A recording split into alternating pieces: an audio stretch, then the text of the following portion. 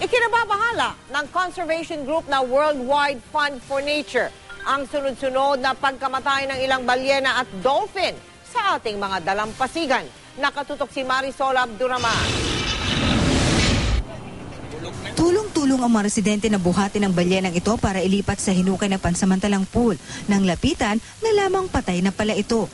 Sa laki at bigat na nasa 5 tonelada o 5,000 kilo, kinailangan itong hilahin ng barko. The whale died already several days or several hours ago. Nitong linggo lang, isang sugatang balyena rin ang natagpuan sa San Narciso, Zambales. Ginamot pero namatay rin. Ito sanang first male pygmy sperm whale na namataan sa bansa ayon kay Dr. Lem Aragones ng Philippine Marine Mammal Stranding Network. Sa San Fernando City, La Union, may napadpad ding balyena sa dalampasigan pero kalaunay namatay rin. Bago nito, isa namang dolphin na pinaniniwala ang nawalay sa magulang ang tagpuang patay sa Ormoc City. Nababahala ang WWF o Worldwide Fund for Nature sa sunod-sunod na pagkamatay ng mga balyena at dolphin sa ating mga dalampasigan. Bagamat hindi naman daw ito bago dahil maraming dahilan kung bakit namamatay ang mga ito. Isa na nga ang dehydration. Dahil sa dagat sila nakatira at biglang babaybay sila sa isang area na masyadong mababaw, minsan tuyo pa, mawawalan talaga sila ng tubig. Gayon din ang pressure mismo ng kanilang katawan kapag napapadpad sa mababaw na lugar.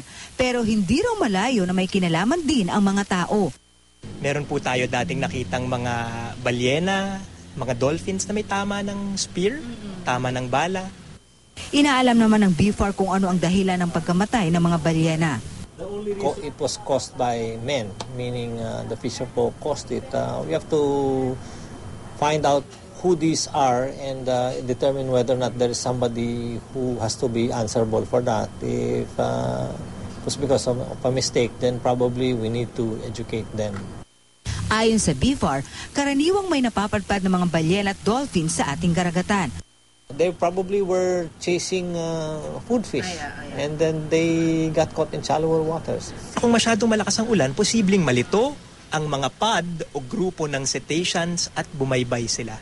Panawagan ng BFAR at WWF, kapag may nakitang mga balyena, dolphins at butanding, hayaan ang mga ito. At kapag napadpad sa mababaw na lugar, agad i-rescue at ibalik sa karagatan o agad tumawag sa BFAR.